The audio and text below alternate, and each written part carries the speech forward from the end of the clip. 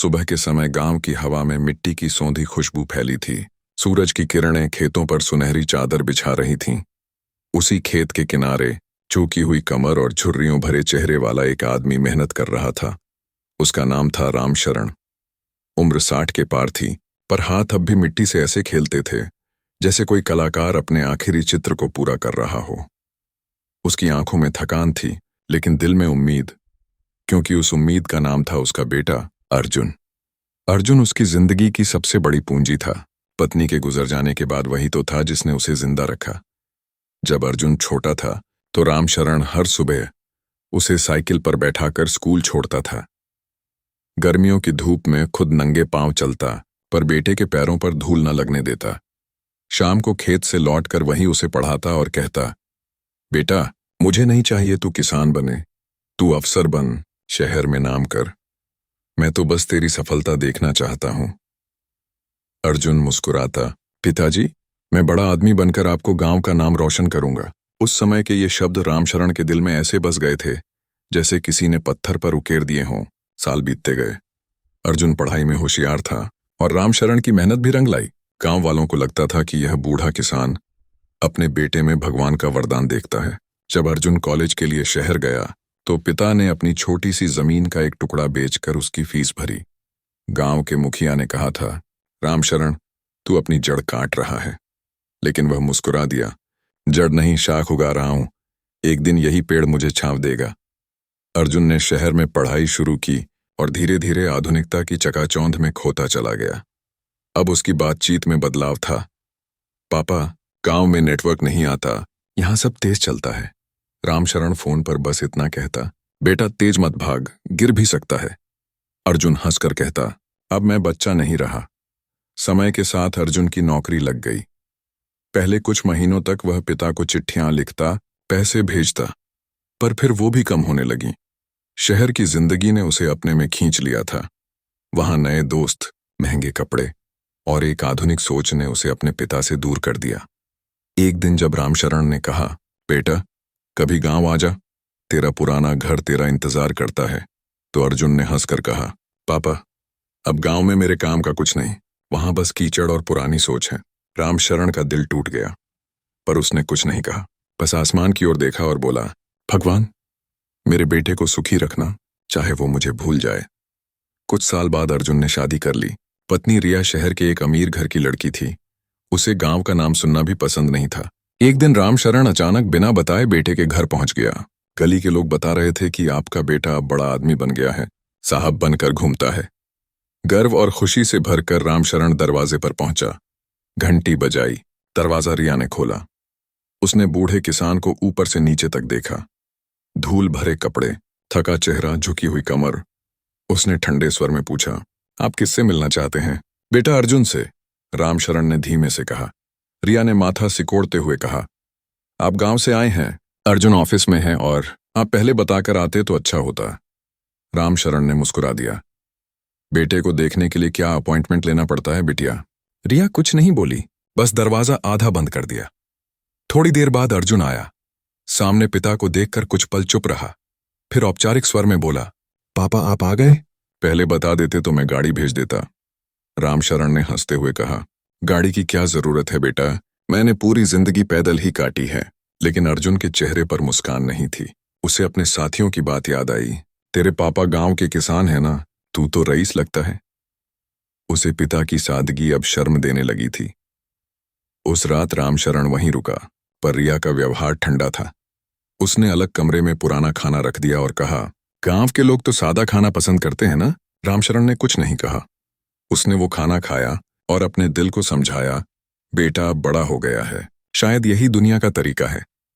अगले दिन सुबह जब अर्जुन ऑफिस जाने लगा तो पिता ने कहा, बेटा, एक दिन का वक्त मुझे दे दे, तुझसे कुछ बातें करनी है। अर्जुन ने मोबाइल से नजर उठाए बिना कहा, पापा मैं बहुत बिजी हूं, बाद में बात करेंगे। रामशरण बस चुप रहा। उसने जेब से एक पुराना लिफाफा निकाला। उसमें उसकी पत्नी की तस्वीर थी और एक छोटी सी चिट्ठी जो उसने अर्जुन के बचपन में लिखी थी, मेरे बेटे को हमेशा सिखाना कि पिता का सम्मान सबसे बड़ा धन होता है। उस दिन अर्जुन ने वो चिट्ठी नहीं देखी, पर भगवान ने देख ली थी। शाम को जब अर्जुन लौटा तो पिता जा चुके थे। रिया ने कहा, आपके पापा बिना कुछ कहे चले गए। अर्जुन ने बस सिर हिलाया और कहा, शायद उन्हें गांव की याद आ गई होगी। उसे क्या पता था, वह सिर्फ पिता का जाना नहीं था, वह उस दुआ का जाना था जो अब तक उसकी हर बुराई को ढकती रही थी। रात को बारिश होने लगी। उसी बारिश में रामशरण गांव की ओर लौट रहा था, भीगे कपड़े, नंगे पैर, लेकिन चेहरे पर कोई गुस्सा नहीं, बस होठों पर एक वाक्य था, भगवान देर से सही पर न्याय जरूर करता है। आसमान गरज रहा था, पर रामशरण का मन अब शांत था। वह जानता था कि भगवान उसकी चुप्पी को भी सुनता है और हर आंसू का हिसाब रखता है। वह अकेले खेतों की पगडंडी से गुजरते हुए सोच रहा था, आज मेरा बेटा जीत गया, पर एक दिन उसे समझ आएगा कि हार कौन गया। और वहीं उसी भीगी रात में इस कहानी की नींव रखी गई।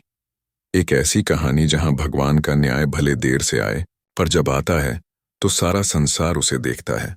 शहर की भीड़ में गाड़ियां दौड़ रही थीं, ट्रैफिक की आवाजों के बीच होर्डिंग्स पर चमकते विज्ञापन जैसे किसी और ही दुनिया की तस्वीर पेश कर रहे थे। यही वो दुनिया थी जहां अब अर्जुन का घर था, बड़ा बंगला, ऊंची दीवारें, कांच के दरवाजे और एक नाम, Arjun Verma and company, real estate developers. पिता की टूटी झोपड़ी से लेकर यहां तक का सफर उसने अपनी मेहनत और चालाकी दोनों से तय किया था। अब वो उस गांव के अर्जुन नहीं थे जो पिता के कंधों पर बैठकर मेले देखने जाता था। अब वो सूट बूट वाला आदमी था जिसे लोग सर कहकर पुकारते थे। उसके ऑफिस की हर दीवार उसकी सफलता की गवाही दे रही थी। ट्रॉफियां, सर्टिफिकेट, महंगी घड़ी और दीवार पर टंगी उसकी मुस्कुराती तस्वीर जहां उसके हाथ में सफलता की चाबी थी। लेकिन उस तस्वीर में जो चीज नहीं थी वो थी पिता का चेहरा। रामशरण, जो अब भी गांव के उस पुराने घर में अकेले रह रहे थे, अक्सर अर्जुन की खबर अखबारों में देखते थे। पड़ोसी कहते, तुम्हारा बेटा तो अब बहुत बड़ा आदमी बन गया है, तुम्हें भी बुला लेगा शहर। रामशरण बस मुस्कुरा देते, हाँ बेटा बड़ा हो गया है, पर पिता छोटे हो गए हैं। वक्त गुजरता गया। अर्जुन ने शहर में नई जिंदगी बना ली थी। उसकी पत्नी रिया अब और भी घुल गई थी उस चमकदार दुनिया में। पार्टियां, गाड़ियां, दिखावा, सब उनकी दिनचर्या का हिस्सा बन गया था। कभी कभी अर्जुन के मन में पिता की याद आती, मगर वह उसे झटक देता। अब वो गांव में ठीक ही होंगे, अगर उन्हें जरूरत होगी तो खुद फोन करेंगे। पर फोन कभी नहीं आता।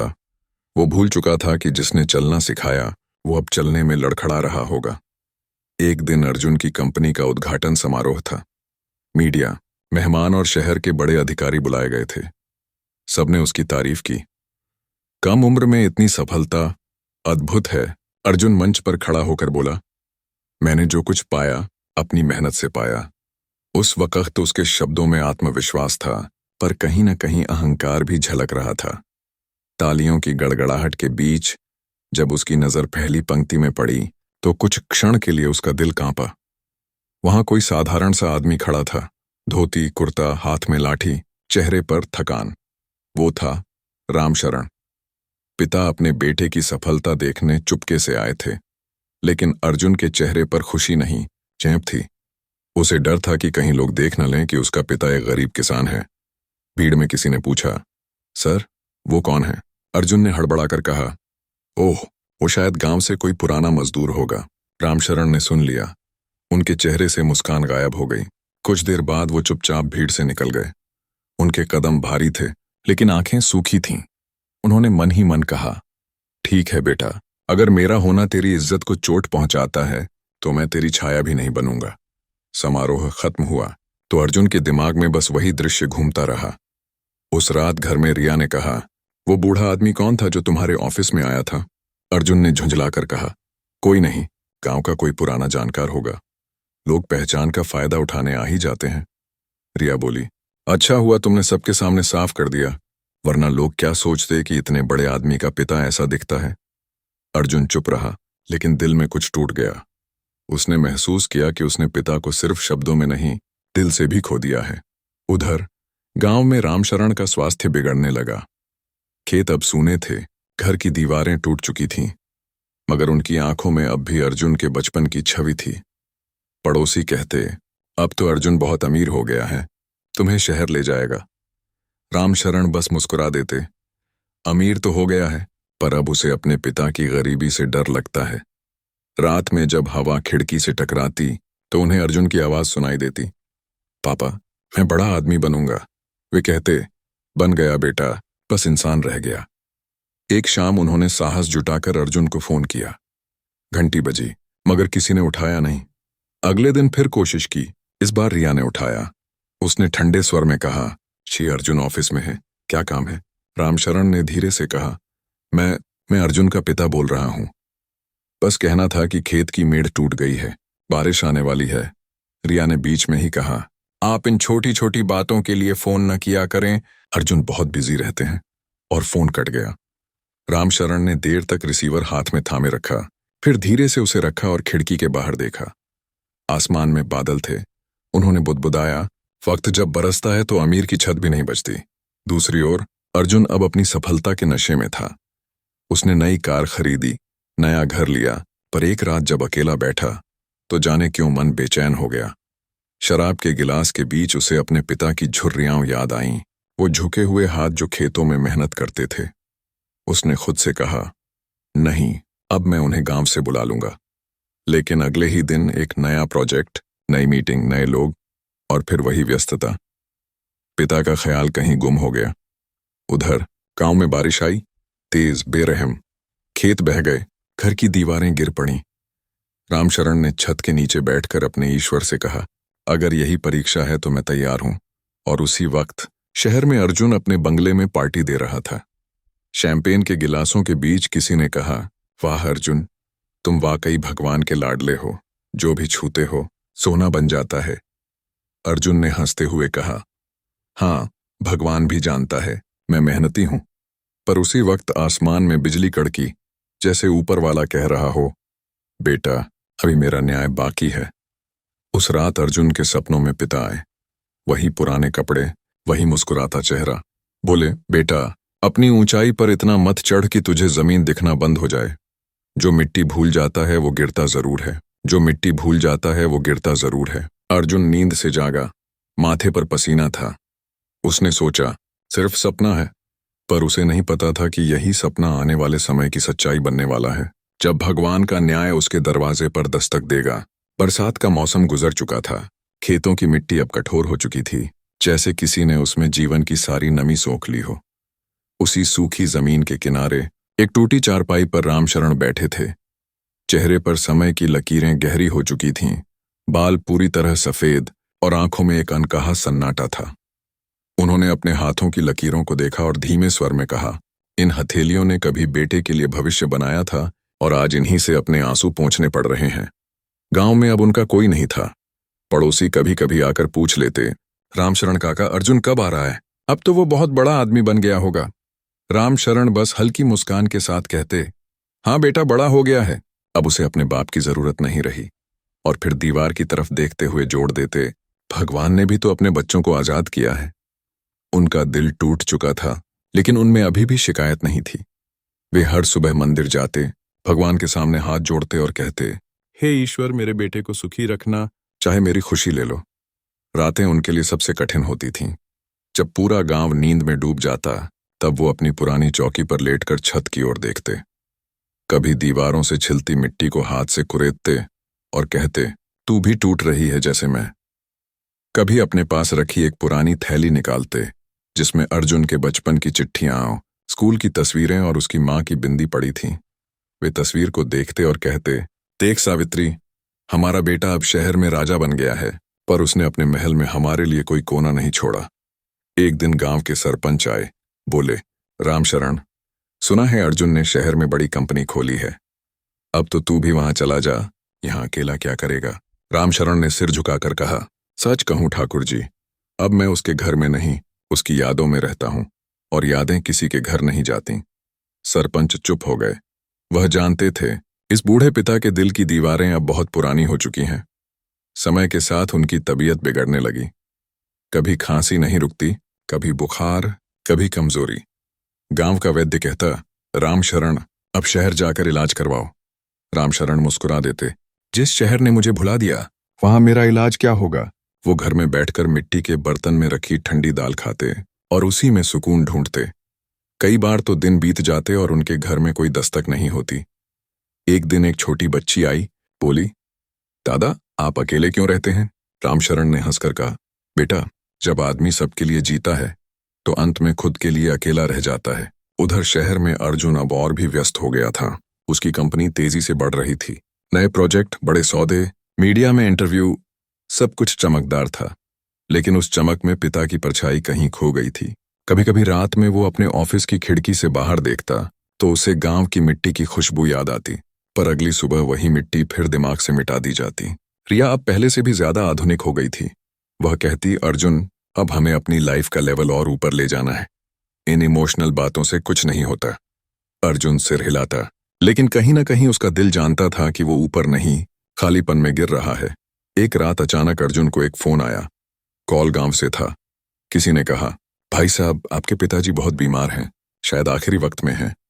अर्जुन कुछ पल के लिए सन्न रह गया, लेकिन रिया ने कहा, अब इतने साल बाद क्यों जाना? अगर वो इतने बीमार थे तो उन्होंने खुद बताया क्यों नहीं? अर्जुन ने खुद को समझाया, हाँ, अब जाने से क्या होगा, वहां जाकर क्या बदल जाएगा। उसने फोन काट दिया। लेकिन उस रात नींद नहीं आई। सुबह जब ऑफिस गया तो अचानक उस पर थकान हावी थी। वह बार बार सोच रहा था, क्या मैं सही हूं? क्या पिता को इस हालत में अकेला छोड़ देना सही है? गांव में अब हालात और बिगड़ चुके थे। बारिश ने पुराना घर गिरा दिया था। पड़ोसी उन्हें पास के मंदिर के शेड में ले गए। वहीं एक चटाई पर रामशरण बैठे थे, आंखें बंद, हाथ में भगवान की तस्वीर। उन्होंने धीमे स्वर में कहा, हे प्रभु, मेरे बेटे को बख्श देना।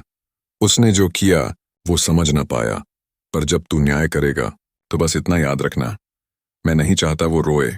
बस समझे कि पिता का आशीर्वाद क्या होता है। उस दिन गांव में पहली बार किसी ने देखा कि रामशरण रो रहे हैं। उन्होंने अब तक कभी शिकायत नहीं की थी, लेकिन आज दिल से निकली एक सिसकी हवा में घुल गई। किसी ने पूछा, काका, आपको अर्जुन की याद आती है? उन्होंने जवाब दिया, नहीं बेटा, अब तो भगवान की याद आती है। अर्जुन तो अब खुद भगवान के न्याय का इंतजार कर रहा है, बस उसे पता नहीं। रात को बारिश फिर शुरू हुई। हवा में ठंड थी। रामशरण ने अपनी फटी चादर ओढ़ी, आंखें बंद की और बुदबुदाए, कभी कभी भगवान बेटे को पिता से दूर इसलिए करता है ताकि वो जान सके पिता का साया क्या होता है। उनकी सांसें धीमी हो रही थीं। मंदिर के पुजारी ने पास आकर उनका हाथ पकड़ा। बाबा, क्या आपको किसी की खबर देनी है? उन्होंने कहा, नहीं बेटा, बस इतना कह देना, भगवान का न्याय देर से सही पर होता जरूर है।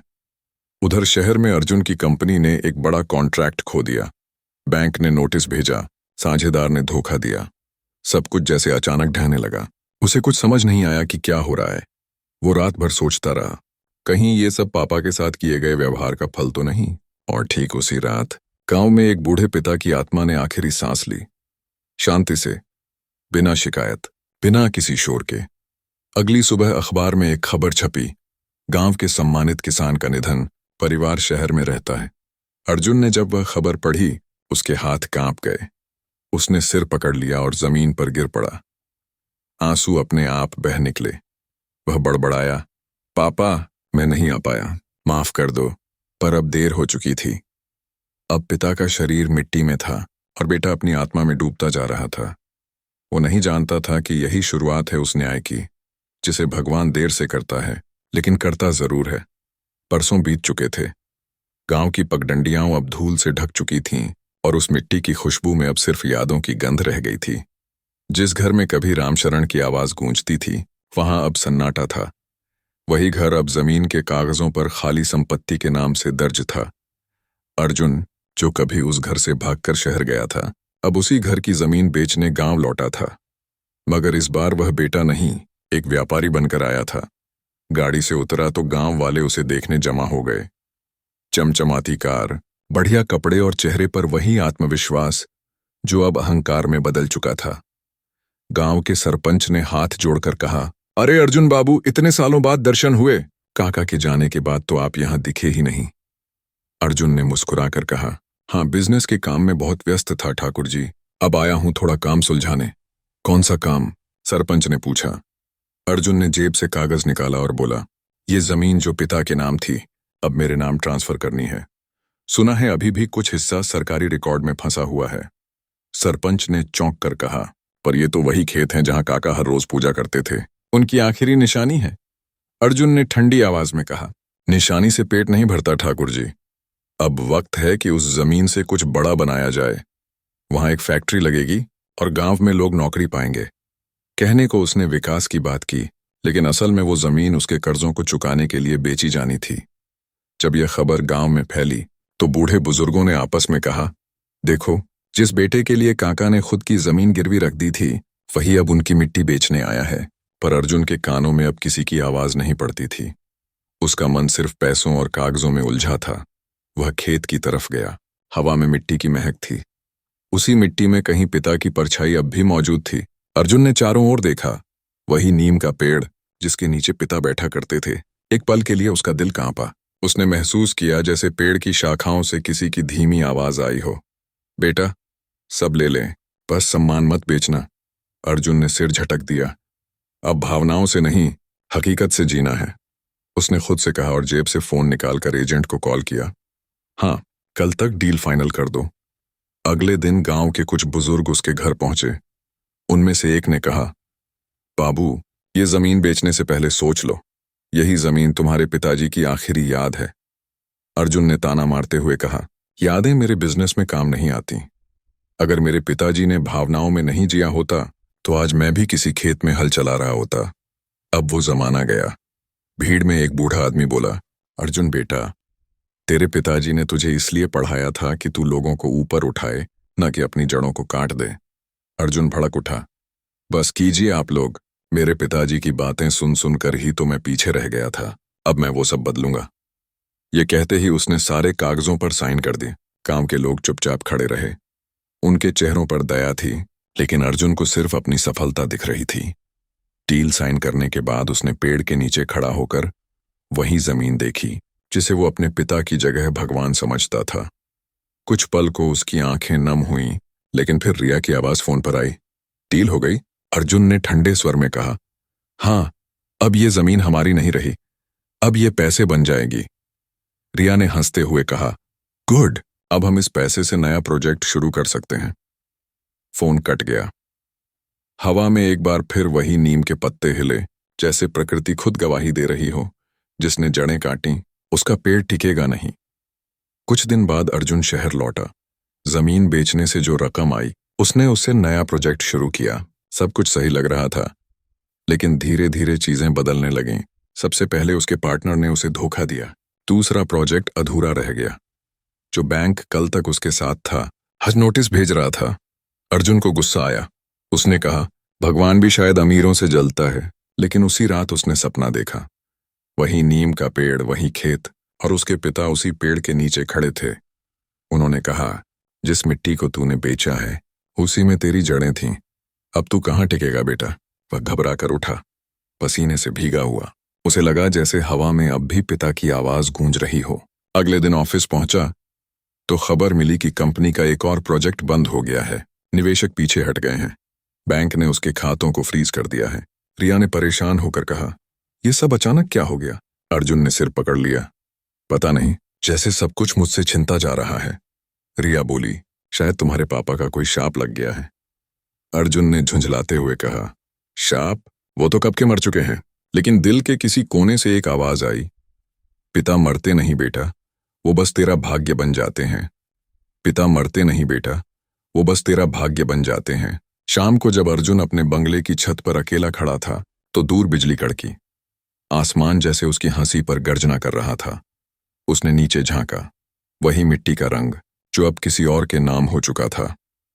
उसे अचानक लगा जैसे उस मिट्टी से एक अदृश्य हाथ निकलकर उसे खींच रहा हो। वह कांप गया, पीछे हट गया, लेकिन भीतर से कुछ टूट गया था। अगले ही हफ्ते उसका नया प्रोजेक्ट भी असफल हो गया। सारे निवेशक भाग गए। अखबारों में खबर आई, बड़े बिजनेस टाइकून अर्जुन वर्मा की कंपनी दिवालिया। लोग जो कल तक उसकी तारीफ करते थे अब उसकी निंदा करने लगे। दोस्तों ने दूरी बना ली और बैंक ने उसके बंगले पर ताला लगा दिया। उस रात अर्जुन सड़क पर बैठा था। वही आदमी जिसने अपने पिता की मिट्टी बेची थी आज खुद मिट्टी में मिल चुका था। उसने आसमान की ओर देखा और कहा, भगवान, मैंने क्या गुनाह किया। और दूर से जैसे कोई आवाज आई, तूने अपने पिता को बेचा बेटा, और जो पिता को भूल जाता है वो खुद को खो देता है। अर्जुन की आंखों से आंसू बहे, लेकिन अब देर हो चुकी थी। अब उस मिट्टी का मालिक कोई और था और अर्जुन के पास बस पछतावे की राख रह गई थी। वो बुदबुदाया, पापा, आप सही थे, भगवान देर से सही पर न्याय जरूर करता है। गांव की मिट्टी में अब रामशरण की उपस्थिति सिर्फ यादों की तरह रह गई थी। उनका शरीर तो मिट्टी में समा चुका था, लेकिन उनकी आत्मा उस नियम के पेड़ के नीचे अब भी सांस ले रही थी।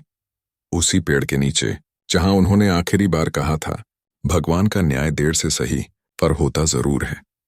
पर भगवान ने इस न्याय की यात्रा यहीं खत्म नहीं की थी। यह कहानी सिर्फ मृत्यु की नहीं, पुनर्जन्म की थी। एक पिता की आत्मा जो अपनी अस्मिता और अपने बेटे के लिए एक और सफर तय करने वाली थी। कहते हैं कुछ लोग मरने के बाद भी दुनिया में इसलिए रहते हैं क्योंकि उनका अधूरा काम बाकी होता है। रामशरण की आत्मा का अधूरापन उसका बेटा था, वही बेटा जो अब सड़क पर भटक रहा था, टूट चुका था, खो चुका था। लेकिन भगवान ने चाहा कि इस न्याय की शुरुआत एक नए रूप में हो। उस साल की सर्दियों में शहर के एक पुराने मंदिर के बाहर एक बुजुर्ग भिखारी ने आना शुरू किया। सफेद दाढ़ी, झुकी कमर और आंखों में अजीब सी चमक। लोग उसे बाबा कहने लगे। कोई नहीं जानता था कि वह कहां से आया है, उसका नाम क्या है, लेकिन जो एक बार उससे मिलता उसके दिल को शांति मिलती। वह भिक्षा मांगता नहीं था, बस लोगों को देखता और कहता, देना या न देना तुम्हारे हाथ में है, पर याद रखना, जो अपने बड़ों का सम्मान करता है उसका भगवान भी सम्मान करता है। धीरे धीरे उसकी बातें फैलने लगीं। लोग कहते, वो बाबा कुछ अलग हैं, उनकी आंखों में जैसे कोई देवता बसता है। वो जो भी भिक्षा में मिलता उसे गरीब बच्चों को बांट देता। कई बार भूखा रह जाता, पर किसी को यह महसूस नहीं होने देता कि उसे भूख लगी है। एक दिन मंदिर का पुजारी बोला, बाबा, आप तो खुद भिक्षा लेते हैं, फिर दूसरों को क्यों बांट देते हैं? बाबा ने मुस्कुराकर कहा, जिसके पास आत्मा का सम्मान हो वो कभी गरीब नहीं होता। समय बीतता गया और बाबा की पहचान बढ़ती गई। लोग उन्हें रामदास बाबा कहने लगे। कोई नहीं जानता था कि वही बाबा जो अब सबका सहारा बन चुका था, कभी किसी बेटे का छोड़ा हुआ पिता था। कई अमीर लोग उनसे आशीर्वाद लेने आने लगे। वे जो कुछ भी देते, बाबा उसे दूसरों के काम में लगा देते। उनकी एक ही बात लोगों के दिल में उतरती, भिक्षा मांगना अपमान नहीं है अगर आत्मा विनम्र हो। अपमान तब होता है जब आदमी अपने बड़ों का आशीर्वाद खो देता है। एक दिन मंदिर के बाहर एक युवक आया, फटे कपड़ों में, आंखों में डर और बेबसी। उसके पास न रहने की जगह थी, न खाने का सहारा। वह सड़क पर गिरा पड़ा था। लोगों ने कहा, यह अर्जुन वर्मा है, वही बड़ा व्यापारी जो कभी सबको नीचा दिखाता था। रामदास बाबा ने उस युवक को देखा मगर कुछ बोले नहीं। उन्होंने अपने थैले से पानी निकाला, उसके होंठों पर लगाया और धीरे से कहा, पानी सिर्फ प्यास नहीं बुझाता, कभी कभी आत्मा को भी ठंडक देता है। अर्जुन ने धीरे धीरे आंखें खोलीं, पर वह उन्हें पहचान नहीं सका। बस इतना बोला, आप भगवान हैं क्या? आपने मुझे बचा लिया। बाबा मुस्कुराए, नहीं बेटा, मैं तो वही हूं जिसे भगवान ने कभी भुला दिया था। अगले कुछ दिनों तक बाबा ने अर्जुन की सेवा की। उसे खाना दिया, सिर पर हाथ फेरा और बार बार एक ही बात दोहराई, बेटा, जो पिता को ठुकराता है उसे भगवान हमेशा एक मौका देता है, लेकिन वो मौका तब तक नहीं मिलता जब तक इंसान खुद को नहीं पहचानता। अर्जुन हर रात बाबा की बातें सुनता और उसके भीतर कुछ बदलने लगा। वह सोचता, ये बूढ़े बाबा कौन हैं जिनकी बातें मेरे दिल में तीर की तरह उतरती हैं? एक रात उसने बाबा से पूछा, आपने कभी अपना परिवार नहीं देखा? बाबा ने गहरी सांस ली और कहा, था एक बेटा, बहुत प्यार करता था मुझसे, पर जब बड़ा हुआ तो उसे अपने पिता की गरीबी भारी लगने लगी। उसने मुझे भुला दिया और जब मैं गया तो उसने मेरी मिट्टी भी नहीं मांगी। अर्जुन की आंखें झुक गईं, उसके होंठ कांप उठे। उसने सोचा, क्या ये किसी इशारे की तरह है? बाबा ने धीरे से कहा, बेटा, भगवान का न्याय कभी देर से आता है, लेकिन जब आता है तो इंसान को झुकना सिखाता है। दिन बीतते गए। अर्जुन अब बाबा के साथ मंदिर में काम करने लगा। सफाई करता, भिक्षा बांटता और दूसरों की मदद करता। उसके भीतर अब पैसे का नहीं, पुण्य का सुख आने लगा। एक दिन उसने कहा, बाबा, मैं अपने किए पापों का प्रायश्चित करना चाहता हूं। बाबा ने कहा, तो जा बेटा, जिस मिट्टी को तूने बेचा था वहां वापस जा। वहां तेरे पिता की आत्मा तेरा इंतजार कर रही है। अर्जुन का दिल कांप गया। उसने सिर झुका लिया। आप कैसे जानते हैं ये सब? बाबा ने मुस्कुराकर कहा, क्योंकि पिता की आत्मा कभी अपने बेटे को छोड़ती नहीं, बस उसे सही वक्त तक देखती रहती है। अर्जुन समझ नहीं पाया कि वह बाबा कौन है, लेकिन उनके हर शब्द में अपने पिता की झलक थी। अगली सुबह जब वह बाबा को ढूंढने गया तो मंदिर का चबूतरा खाली था। बस वहां एक चिट्ठी पड़ी थी। बेटा, मैं अब मुक्त हूं। तूने अपने पापों को पहचान लिया है। अब भगवान का न्याय पूरा हुआ। जा, अपनी जिंदगी को सम्मान से जी। अर्जुन रो पड़ा। उसके हाथ में वो चिट्ठी थी और आंखों में आंसू। वह घुटनों के बल बैठ गया और बोला, पापा, क्या आप ही थे? वह चिट्ठी लेकर उसी नियम के पेड़ के नीचे पहुंचा जहां कभी उसने पिता की जमीन बेची थी। उसने मिट्टी को छूकर कहा, पापा, अब मैं सब समझ गया हूं। आप सही थे। भगवान देर से न्याय करता है, पर करता जरूर है। वह मिट्टी को माथे से लगाया और बोला, अब मैं इस मिट्टी को फिर से जीवन दूंगा, जैसे आपने मुझे दिया था। उस दिन से अर्जुन का जीवन बदल गया। उसने अपनी कंपनी का नाम रखा, राम शरण ट्रस्ट, आत्मसम्मान के साथ जीवन। अब वह अमीर नहीं, पर संतुष्ट था। जो पिता की आत्मा ने सिखाया वही उसका मार्ग बन गया। और मंदिर के पुजारी कहते हैं, कभी कभी भगवान किसी को सजा नहीं देता, बस उसके पिता को उसके लिए फरिश्ता बना देता है। रामशरण भी वही फरिश्ता बन गए थे, जो अपने बेटे को मिट्टी से फिर इंसान बना गए। शहर की सर्द हवा अब अर्जुन के चेहरे पर पहले जैसी नहीं लगती थी। कभी जो हवा उसे सफलता की महक देती थी, अब वही ठंडी हवा उसके दिल की ठंडक बढ़ा रही थी। हर तरफ से गिरता हुआ आदमी वही था अर्जुन वर्मा। कभी करोड़ों के प्रोजेक्ट्स करने वाला, अब अपने ही बंगले के बाहर किराएदार बन गया था। बैंक ने उसकी संपत्ति जब्त कर ली थी और अखबारों में उसकी तस्वीर के नीचे मोटे अक्षरों में छपा था, धोखेबाज व्यापारी अर्जुन वर्मा का पतन। लेकिन यह खबर किसी और के लिए सिर्फ व्यापारिक असफलता थी। अर्जुन के लिए यह भगवान का संदेश था। एक ऐसा संदेश जो किसी भी पिता की आवाज से ज्यादा सच्चा था। दिन की शुरुआत अब तानों से होती और अंत पछतावे से। उसके पुराने दोस्त अब उसका फोन नहीं उठाते थे और रिया, जो कभी उसके साथ सफलता की सीढ़ियां चढ़ी थीं, अब उसी सीढ़ी से नीचे उतर चुकी थी। एक सुबह जब अर्जुन ने रिया से कहा, हमें साथ रहना चाहिए, सब ठीक हो जाएगा, तो रिया ने ठंडी निगाहों से कहा, ठीक क्या होगा?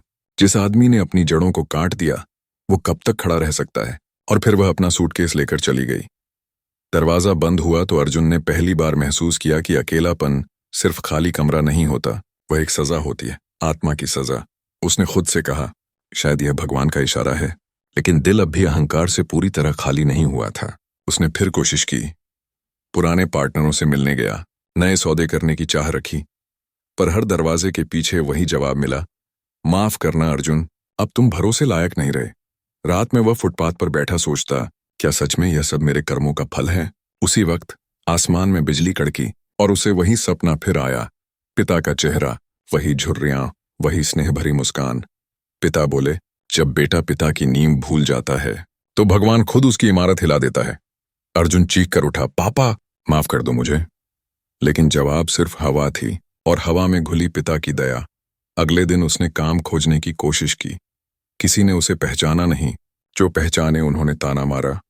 वही अर्जुन वर्मा जो अपने पिता को गांव में छोड़कर भाग गया था। अब भगवान ने न्याय किया है। हर शब्द उसके दिल में कील की तरह ढंसता। उसने सोचा, अब मैं कहां जाऊं, किससे माफी मांगूं? वह अपने पुराने घर की तरफ चला, जो अब किसी और के नाम पर था। नियम का पेड़ अब भी वहां था, लेकिन उसके नीचे मिट्टी में एक छोटा सा पत्थर गड़ा था। रामशरण एक सच्चा पिता। अर्जुन के कदम वहीं रुक गए। वह घुटनों के बल बैठ गया और मिट्टी को माथे से लगाया। आंसुओं से मिट्टी भीग गई। वह बोला, पापा, मुझे पता नहीं था कि जब बेटा जीतता है तो पिता हार नहीं जाता, बल्कि वो भगवान के पास जाकर उसकी जीत की गवाही देता है।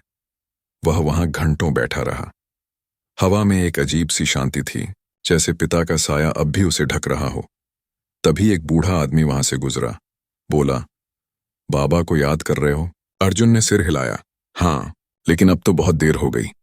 बूढ़ा मुस्कुराया, नहीं बेटा, भगवान के घर देर होती है, अंधेर नहीं। बाबा तो अब भी यहाँ हैं। उन्होंने कहा था, जब बेटा अपने कर्मों को पहचान लेगा तब मैं मुक्त हो जाऊंगा। शायद आज वही दिन है। अर्जुन ने चौंक कर देखा, आपको मेरे पापा के बारे में कैसे पता? बूढ़े ने धीरे से कहा, क्योंकि मैं उन्हीं के साथ काम करता था। वो कहते थे, मेरा बेटा बहुत बड़ा आदमी बनेगा, बस उसे भगवान का डर नहीं भूलना चाहिए। अर्जुन रो पड़ा, हाँ, मैंने भगवान को भी और अपने पिता को भी भुला दिया। उस दिन अर्जुन ने फैसला किया कि अब वह खुद को बदल देगा। उसने अपना अहंकार छोड़ दिया और मंदिर में काम करने लगा। पहले दिन जब उसने झाड़ू उठाई तो पुजारी ने कहा, बेटा, क्या तू अर्जुन वर्मा है? वह मुस्कुराया, नहीं, अब मैं बस राम शरण का बेटा हूं। उस दिन से उसकी नई यात्रा शुरू हुई। दिन गुजरते गए।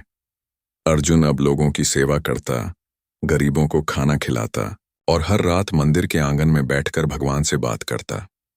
हे प्रभु, अगर आप सच में न्याय करते हैं तो मुझे मेरे पिता की शांति लौटा दो। एक रात उसे सपना आया, वही मंदिर, वही नीम का पेड़ और पिता खड़े मुस्कुरा रहे थे। बोले, बेटा, तू अब वही अर्जुन है जिसे मैंने बड़ा किया था।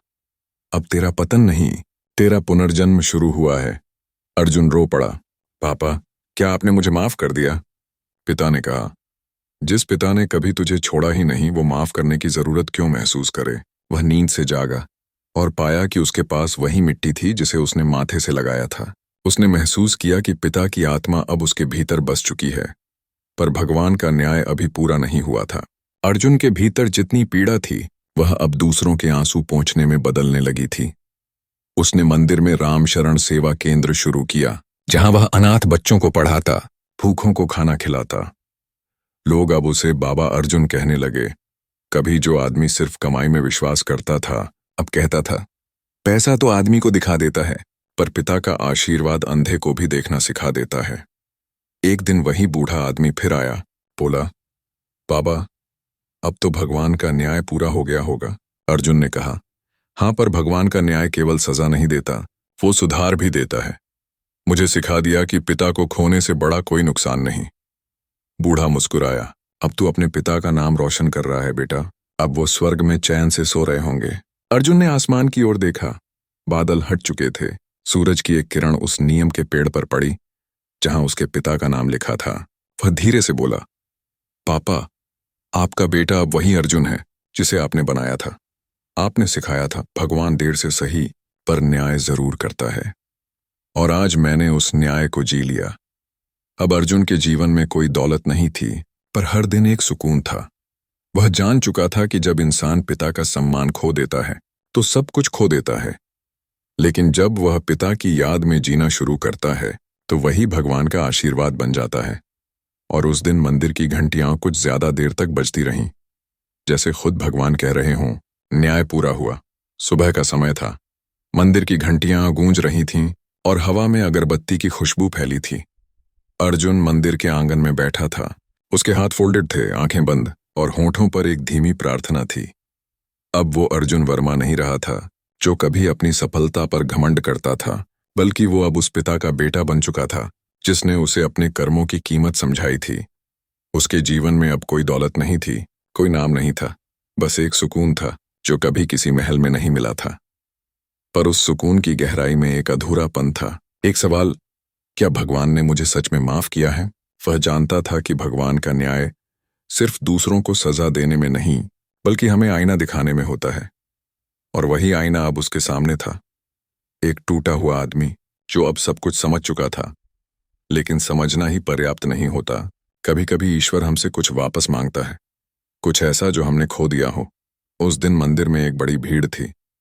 कोई अमीर आदमी आया था जो दान देने वाला था। सब लोग उसकी प्रशंसा कर रहे थे। अर्जुन को देखकर वो आदमी बोला, तुम वही हो ना अर्जुन वर्मा, वो जो कभी बहुत बड़ा व्यापारी था? अर्जुन ने मुस्कुराते हुए सिर हिलाया, था, अब बस एक सेवक हूं। वो अमीर आदमी हंसा, सेवक? भगवान ने तुम्हारा कितना अपमान किया। कभी करोड़पति अब मंदिर में भिक्षा बांटते हो? अर्जुन ने शांत स्वर में कहा, नहीं भाई, भगवान ने मुझे अपमानित नहीं किया, उन्होंने मुझे शुद्ध किया। पहले मैं दूसरों की जेब देखता था, अब मैं उनके आंसू देखता हूं। लोगों की आंखें नम हो गईं। किसी ने धीरे से कहा, सच में ये आदमी अब कुछ और बन गया है। उसी दिन मंदिर में एक अजीब सी घटना घटी। एक बच्चा आया, फटे कपड़े, भूखा पेट और कांपते हाथ। अर्जुन ने तुरंत उसे खाना दिया और पूछा, कहां से आए हो बेटा? बच्चे ने कहा, मां कहती है भगवान सबका रखवाला होता है, इसलिए मैं यहां आया हूं। अर्जुन मुस्कुराया, हाँ बेटा, भगवान रखवाला है, बस कभी कभी वो अपने रखवाले के रूप में इंसान को भेजता है। वो बच्चा मुस्कुराया और बोला, तो क्या आप भगवान हैं? अर्जुन की आंखें भर आईं। उसने कहा, नहीं बेटा, मैं तो उस पापी का बेटा हूं जिसने अपने पिता को भुला दिया था, लेकिन भगवान ने मुझे दूसरा मौका दिया है, दूसरों के पिता बनने का। वह बच्चा उसके साथ मंदिर में रहने लगा। अर्जुन ने उसे अपने हाथों से खाना खिलाया, और जब रात को बच्चे ने कहा, क्या आपके पापा हैं? या अर्जुन ने धीमे से कहा, हाँ, वो हर जगह है, हवा में, रोशनी में, इस मिट्टी में। उस बच्चे ने भोलेपन से पूछा, क्या वो आपको प्यार करते हैं? अर्जुन ने आंसू छुपाते हुए कहा, प्यार से ज्यादा उन्होंने तो मुझे न्याय सिखाया है। दिन बीतते गए। अर्जुन अब गरीबों और अनाथों का सहारा बन चुका था। लोग उसे बाबा अर्जुन कहने लगे थे, पर उसकी आत्मा जानती थी कि ये सिर्फ दया नहीं, बल्कि प्रायश्चित है। एक शाम जब वह नीम के पेड़ के नीचे बैठा था, वही पेड़ जिसके नीचे उसके पिता ने आखिरी सांस ली थी, तो हवा फिर से वैसे ही चली, पत्ते हिले, और एक स्वर सुनाई दिया, जो किसी और को नहीं, सिर्फ उसे सुनाई दिया, बेटा। अर्जुन की आंखों से आंसू बह निकले। उसने कांपते हाथों से मिट्टी छुई। पापा, क्या आप यहाँ हैं? हवा फिर से चली, जैसे कोई कह रहा हो, हाँ बेटा, मैं हमेशा था। अर्जुन बोला, पापा, मैंने सब खो दिया, घर, दौलत, रिश्ते भी सब चला गया, पर अब मुझे समझ आया कि भगवान का न्याय कैसा होता है। उन्होंने मुझसे सब लिया ताकि मैं खुद को पा सकूं। फिर उसकी नजर नीम के तने पर पड़ी। वहां मिट्टी में हल्के अक्षरों में लिखा था, भगवान का न्याय देर से सही, पर होता जरूर है। वो शब्द अब उसके दिल की धड़कन बन चुके थे। उसने मिट्टी पर माथा रखा और कहा, पापा, अब आपका न्याय पूरा हो गया। मैंने अब वो सीखा जो आप मुझे जीवन भर सिखाना चाहते थे। अगले कुछ दिनों में उसकी सेवा की चर्चा दूर दूर तक फैलने लगी। एक दिन वही बैंक अधिकारी और व्यापारी, जिन्होंने कभी उसे अपमानित किया था, मंदिर में आए। उन्होंने कहा, अर्जुन जी, हमें आपके ट्रस्ट में दान देना है ताकि हम भी सेवा कर सकें। अर्जुन ने हंसते हुए कहा, दान पैसों से नहीं होता, कर्मों से होता है। जाओ, अपने पिता के चरण छुओ, वही सबसे बड़ा दान है। वो लोग चुप हो गए, और वहां खड़ा हर आदमी जैसे अपने भीतर किसी पिता की याद महसूस कर रहा था। शाम ढल रही थी। सूर्यास्त की लालिमा में अर्जुन का चेहरा चमक रहा था। वह बच्चों के बीच बैठा था, उन्हें कहानी सुना रहा था, एक पिता की कहानी जो भगवान बन गया। बच्चे मुस्कुरा रहे थे, और अर्जुन के होंठों पर वही आखिरी पंक्ति थी, भगवान देर से सही, पर न्याय जरूर करता है। एक बच्चा बोला, फिर उस पिता को क्या मिला? अर्जुन ने आसमान की तरफ देखा और कहा, शांति बेटा, वो शांति जो सिर्फ न्याय करने वाले भगवान को ही मिलती है। उसी रात अर्जुन मंदिर की सीढ़ियों पर बैठा था। ठंडी हवा उसके चेहरे को छू रही थी। उसने महसूस किया कि कोई उसके कंधे पर हाथ रख रहा है। उसने पलटकर देखा, वहां कोई नहीं था, लेकिन उस स्पर्श में वही स्नेह था जो कभी उसके पिता के हाथों में था। उसने आंखें बंद की और बुदबुदाया, पापा, आपने जीत ली, भगवान ने सच में न्याय कर दिया। आसमान में चांद निकला, और उसकी रोशनी नीम के पत्तों पर पड़ने लगी। मंदिर की घंटियां एक बार फिर बजीं, लंबी, मधुर, जैसे किसी पिता के दिल से निकली क्षमा की ध्वनि। अर्जुन ने सिर झुकाकर कहा, हे भगवान, अगर आपका न्याय इतना सुंदर है तो मैं चाहता हूं कि हर बेटा इसे समय रहते समझे, ताकि किसी और पिता को भटकना न पड़े।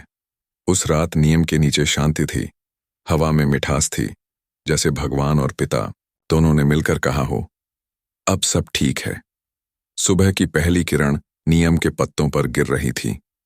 मंदिर के आंगन में हल्की हवा बह रही थी, और शंख की गूंज धीरे धीरे वातावरण में घुल रही थी। अर्जुन उस दिन भी रोज की तरह बच्चों को भोजन बांट रहा था। उसके चेहरे पर अब एक स्थायी शांति थी, वो शांति जो सिर्फ तब आती है जब इंसान अपने पापों का भार उतार देता है। लेकिन उस सुबह कुछ अलग था। हवा में एक अजीब सी नमी थी, जैसे समय खुद किसी पुराने बंधन को खोलने आया हो। मंदिर के पुजारी ने कहा, बाबा अर्जुन, आज कोई खास व्यक्ति आपसे मिलने आया है। अर्जुन ने मुस्कुराकर कहा, भगवान का घर सबके लिए है, कौन है वो? पुजारी ने जवाब दिया, एक साधु हैं, दूर के शहर से आए हैं, कह रहे थे आपसे मिलना ही उनका उद्देश्य है। कुछ ही पल बाद वो साधु अंदर आया, लंबा कद, सफेद दाढ़ी, आंखों में गहराई और चेहरे पर तेज। अर्जुन ने उन्हें प्रणाम किया, स्वागत है महाराज। साधु ने उसकी ओर देखा, मुस्कुराए और बोले, मुझे पहचानते हो बेटा? अर्जुन ने थोड़ी देर सोचा, आपका चेहरा जाना पहचाना लगता है, पर मैं। साधु ने बीच में कहा, कभी किसी को भुलाने के बाद जब पहचान वापस आती है, वही असली क्षण होता है जिसे भगवान का न्याय कहा जाता है। अर्जुन का दिल धड़क उठा। उसे लगा जैसे वो आवाज उसने पहले भी सुनी है, कहीं बहुत भीतर, कहीं आत्मा के उस कोने में जहां पिता की यादें अब भी जीवित थीं। वह बोला, आप आप कौन हैं? साधु धीरे से आगे बढ़े। उनके हाथ कांप रहे थे, पर चेहरे पर एक करुण मुस्कान थी। उन्होंने अर्जुन के सिर पर हाथ रखा और कहा, जिस पिता को तूने भुला दिया था, वही आज तेरे सामने खड़ा है, ताकि तुझे पहचान का वरदान दे सके। अर्जुन पीछे हट गया। उसकी आंखें फैल गईं, होंठ कांपने लगे। नहीं, ये संभव नहीं, मेरे पिता तो। साधु ने कहा, पिता कभी मरते नहीं बेटा, वो रूप बदलते हैं ताकि बेटा अपने कर्मों को पहचान सके। अर्जुन की आंखों से आंसू छलक पड़े। उसने कांपते हाथों से उनके पैर पकड़ लिए। पापा, क्या ये सच है? क्या आप सच में मेरे सामने हैं? साधु ने उसके सिर पर हाथ रखा। हाँ बेटा, लेकिन अब मैं तेरे पिता के रूप में नहीं, भगवान के दूत के रूप में आया हूं। तूने अपने कर्मों से भगवान को पाया है, अब वक्त है तू खुद को पहचाने कि तू कौन है। अर्जुन फूट फूट कर रो पड़ा। उसने कहा, पापा, मैंने सब खो दिया। आपका घर, आपकी मिट्टी, आपका नाम, मैंने आपको भी धोखा दिया। और अब जब सब खत्म हो गया, तभी भगवान ने मुझे याद दिलाई कि आप ही मेरी पहचान थे। साधु ने कहा, तूने देर की, लेकिन गलती नहीं की। भगवान ने मुझे भी सजा दी थी। तेरे कर्मों के कारण मुझे इस शरीर में लौटना पड़ा, ताकि तेरे दिल का अंधेरा मिटा सकूं। लेकिन आज, जब तू रो रहा है, तेरी आत्मा ने खुद को पहचान लिया है। यही भगवान का न्याय है। तूने जो मिट्टी बेची थी, वही मिट्टी अब तेरी आत्मा को शुद्ध कर रही है। अर्जुन ने पिता के हाथों को पकड़ा, उन पर अपने आंसू गिराए। पापा, मुझे माफ कर दो। मैंने आपको ठुकराया, अपमानित किया, आपकी नींव बेची, आपके सपनों को रौंदा। मुझे सजा दो पापा, ताकि मैं खुद को क्षमा कर सकूं। रामशरण ने कहा, सजा नहीं बेटा, भगवान का न्याय सजा नहीं, समझ है। तूने सबक सीख लिया, अब मेरे पास तुझे माफ करने से ज्यादा कुछ नहीं बचा। मैंने तुझे उसी दिन माफ कर दिया था, जब तूने मुझे घर से निकाला था। क्योंकि पिता का प्यार बेटा चाहे न चाहे, पिता की आत्मा उसे छोड़ नहीं सकती। दोनों के बीच का मौन गहरा था। नीम की पत्तियां हवा में झूम रही थीं, जैसे गवाही दे रही हों कि यह क्षण सदियों से प्रतीक्षित था। अर्जुन ने कहा, पापा, अब मैं आपके साथ रहना चाहता हूं, वही साधारण जीवन जीना चाहता हूं, जहां सुकून है, सम्मान है। रामशरण ने मुस्कुराते हुए कहा, अब तू मेरे साथ नहीं, मेरे भीतर रहेगा। क्योंकि जब बेटा अपने पिता की तरह जीने लगता है, तब पिता कहीं बाहर नहीं, उसी के दिल में बस जाता है। अर्जुन ने उनके पैर छुए, लेकिन जैसे ही सिर उठाया, वहां कोई नहीं था। सामने बस एक खाली आसन था, जिस पर एक सफेद कपड़ा रखा था और उसके ऊपर कुछ अक्षर लिखे थे। पहचान का पल वहीं होता है जब बेटा पिता के दर्द में खुद को देखे। अर्जुन के हाथ कांप गए। उसकी आंखों से बहते आंसू उस अक्षर पर गिरे और जैसे वे शब्द मिटकर उसके दिल में उतर गए। वह बोला, पापा, आपने मुझे फिर से पहचान दी। आपने मुझे भगवान की तरह सिखाया कि माफ करना सबसे बड़ा न्याय है। अगले दिन अर्जुन ने मंदिर में सबको बुलाया। उसने सबके सामने कहा, आज मुझे समझ आया कि भगवान का न्याय इंसान को तोड़ने के लिए नहीं, उसे जगाने के लिए होता है। मेरे पिता का आशीर्वाद ही मेरी सबसे बड़ी पूंजी है। जो अपने माता पिता का सम्मान करता है, उसके जीवन में कभी अंधेरा नहीं होता। लोगों की आंखों में आंसू थे। कोई बोला, अब हमें भी अपने बुजुर्गों से माफी मांगनी चाहिए। अर्जुन ने कहा, हाँ, क्योंकि भगवान का असली रूप हमारे माता पिता ही हैं। उन्हें ठुकराना ईश्वर को ठुकराने जैसा है। उस शाम जब सूरज ढल रहा था, मंदिर की सीढ़ियों पर बैठा अर्जुन आसमान की ओर देख रहा था। नीम के पत्ते फिर हिले और हवा में वही आवाज गूंजी, अब मैं तुझ में हूं बेटा। अर्जुन मुस्कुराया, आंखें बंद की और कहा, हाँ पापा, अब मैं भी आप ही हूं। उस पल अर्जुन की आत्मा और उसके पिता की आत्मा एक हो गईं।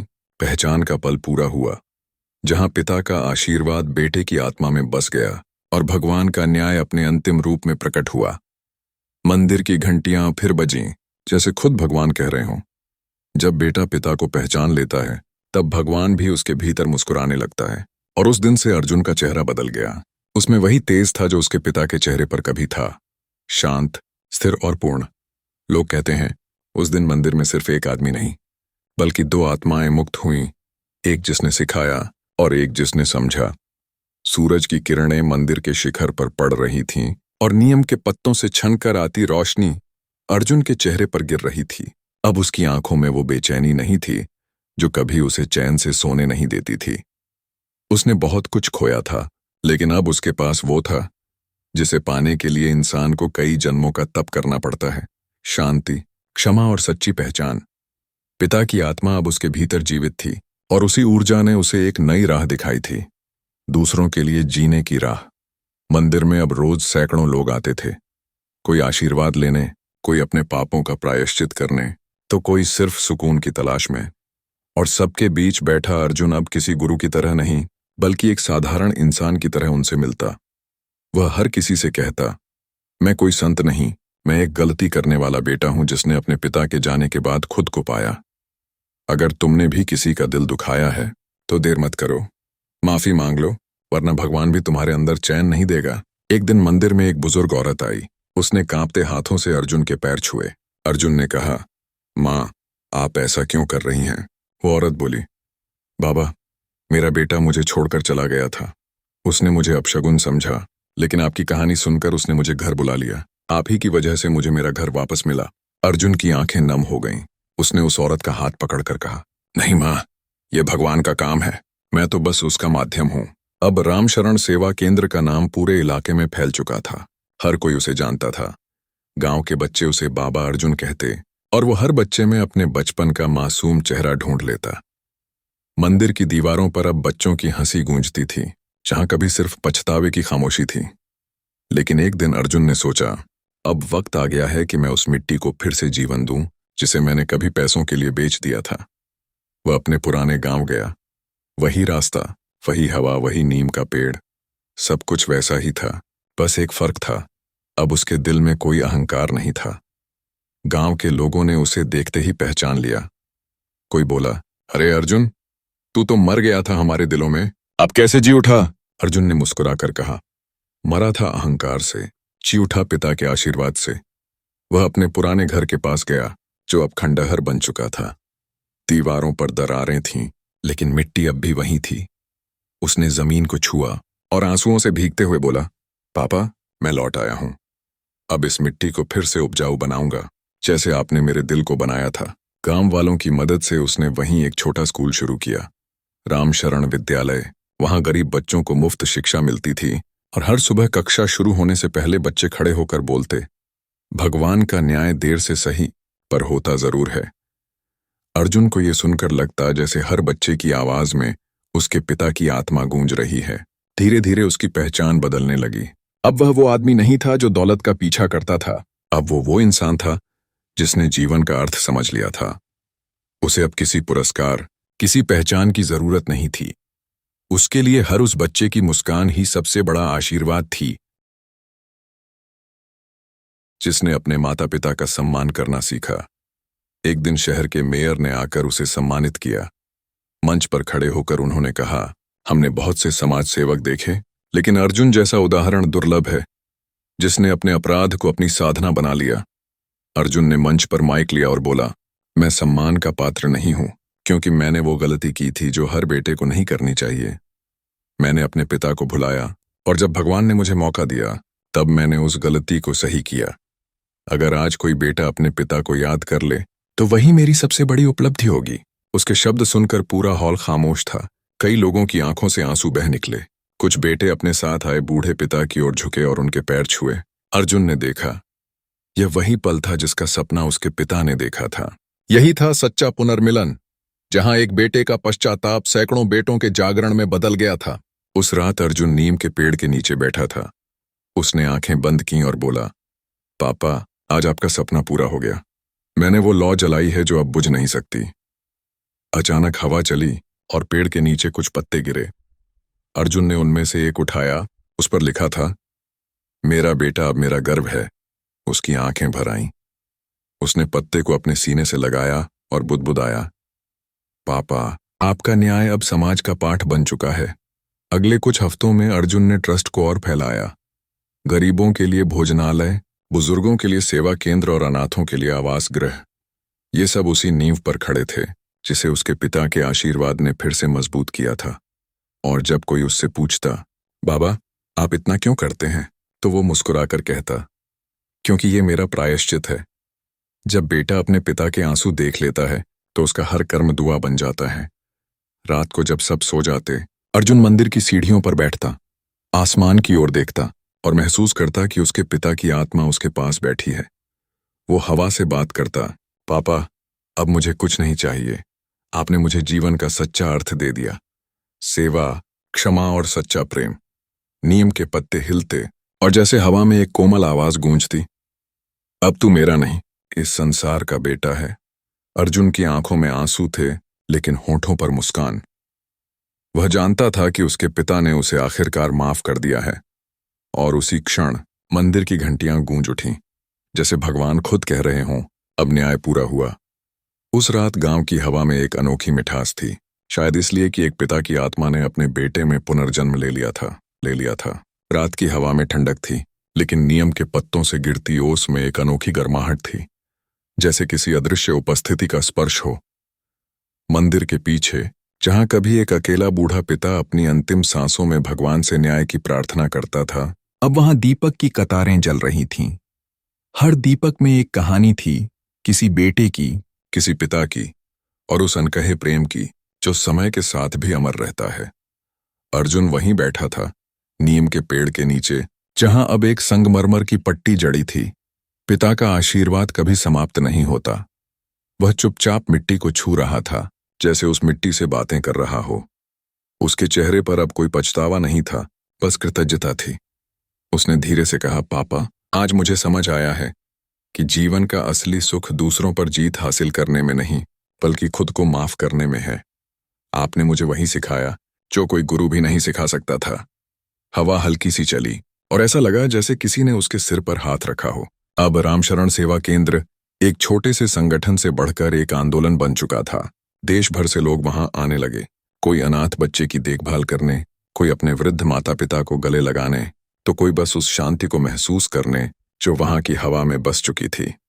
अर्जुन अब लोगों के बीच में नहीं, उनके भीतर बस गया था। उसके शब्द, उसकी विनम्रता, उसका मौन, सब कुछ लोगों के जीवन को छूने लगा था। एक सुबह एक युवा पत्रकार उससे मिलने आया। बोला, बाबा अर्जुन, आपके जीवन पर लोग किताबें लिख रहे हैं। आप चाहते हैं कि लोग आपकी कहानी को कैसे याद रखें। अर्जुन मुस्कुराया, कहानी मेरी नहीं, मेरे पिता की है। मैं तो बस वो मिट्टी हूं जिसे उन्होंने अपने आंसुओं से उपजाऊ बनाया। अगर लोग कुछ सीखें तो यही कि किसी पिता का सम्मान करना भगवान की पूजा से भी बड़ा धर्म है। पत्रकार ने कहा, लेकिन आपने सब कुछ खोकर पाया है, क्या आपको कभी अफसोस नहीं हुआ? अर्जुन ने धीरे से उत्तर दिया, अफसोस तब होता है जब हम दूसरों के लिए कुछ नहीं कर पाते। मैंने अपने पिता को खोया, पर उनकी आत्मा को हर उस इंसान में पाया जो अपने माता पिता से प्रेम करता है। यही मेरी सबसे बड़ी कमाई है। दिन बीतते गए, समय ने जैसे अर्जुन को तपाकर एक साधु बना दिया था। उसका शरीर कमजोर होने लगा, पर चेहरे पर तेज और गहराता गया। मंदिर के पुजारी ने एक दिन पूछा, बाबा क्या आप थक गए हैं? अर्जुन ने मुस्कुराकर कहा, शरीर थकता है बेटा, आत्मा नहीं। अब वक्त है उस रोशनी में लौटने का जहां से मैंने अपने पिता को पाया था। उस रात वह नीम के पेड़ के नीचे बैठा, अपने पिता की तस्वीर के सामने। दीपक की लौ टिमटिमा रही थी और दूर से बच्चों की हंसी आ रही थी, वही बच्चे जो अब उसके लिए परिवार बन गए थे। उसने धीरे से कहा, पापा मैं आ रहा हूं, अब न्याय पूरा हो चुका है, अब बस मिलन बाकी है। उसने अपनी आंखें बंद कीं। भीतर अंधेरा नहीं था, बल्कि एक सुनहरी रोशनी थी। उसने देखा, वही खेत, वही मिट्टी, वही बूढ़ा पिता मुस्कुरा रहा है। रामशरण ने कहा, बेटा तू आ गया। देख, मैंने कहा था ना, भगवान का न्याय देर से सही, पर होता जरूर है। तू अब समझ गया कि जीत पैसा नहीं, आत्मा की शांति में होती है। अर्जुन ने हाथ जोड़ते हुए कहा, पापा अब मैं आपके बिना नहीं रहना चाहता। पिता ने उसके कंधे पर हाथ रखा, अब हमारे बीच कोई दूरी नहीं, तू मेरे साथ है, हमेशा था। बस अब तेरा रूप मिट्टी में, सेवा में, और हर उस दिल में रहेगा जिसने अपने पिता का सम्मान किया। सुबह जब सूरज उगा तो नियम के नीचे दीपक बुझ चुका था। पुजारी ने देखा, अर्जुन वहीं बैठा था, शांत, आंखें बंद, चेहरे पर मुस्कान। उसके पास रखे कागज पर लिखा था, पिता का आशीर्वाद ही भगवान का न्याय है। अगर किसी ने उसे पहचान लिया तो उसका जीवन धन्य हो गया। मंदिर की घंटियां बजीं और बच्चों ने दौड़कर पुजारी को बताया, बाबा अर्जुन स्वर्ग चले गए। लेकिन हवा में कोई शोक नहीं था। नीम के पत्ते नाच रहे थे और सूरज की रोशनी उस संगमरमर की पट्टी पर गिर रही थी जिस पर लिखा था, पिता का आशीर्वाद कभी समाप्त नहीं होता। उस दिन पूरे गांव में दीपक जलाए गए। लोग रोए नहीं, बल्कि प्रण किया कि वे अपने माता पिता की सेवा करेंगे। हर घर में एक बात कही जा रही थी, जिसने अपने पिता का सम्मान किया उसने भगवान को पा लिया। समय बीता, साल गुजरे, पर राम शरण सेवा केंद्र अब भी उसी नियम के पेड़ की छांव में खड़ा था। वहां आने वाले हर व्यक्ति को वो हवा छूती जो अर्जुन और उसके पिता की आत्मा का मिलन थी। बच्चों को अब भी हर सुबह सिखाया जाता था, पिता का प्यार सबसे बड़ा आशीर्वाद है और भगवान का न्याय सबसे बड़ा सत्य। कहते हैं, कभी कभी भगवान किसी को सजा नहीं देते, बल्कि उसे ऐसा जीवन दे देते हैं जो खुद दूसरों की सजा मिटा दे। अर्जुन की कहानी वही थी। उसने अपने अपराध को पश्चाताप में बदला, अपने दर्द को करुणा में और अपने पिता की याद को अमरता में। शाम को जब सूरज डूबता तो मंदिर की घंटियां अपने आप बजती। लोग कहते, देखो, आज भी बाबा अर्जुन और उनके पिता बात कर रहे हैं। हवा में अब भी वही वाक्य गूंजता, भगवान का न्याय देर से सही पर होता जरूर है। और नियम के नीचे एक फूल गिरता, जैसे पिता की आत्मा फिर से मुस्कुरा उठती, क्योंकि एक बेटा आखिरकार अपने पिता के आशीर्वाद में अमर हो चुका था।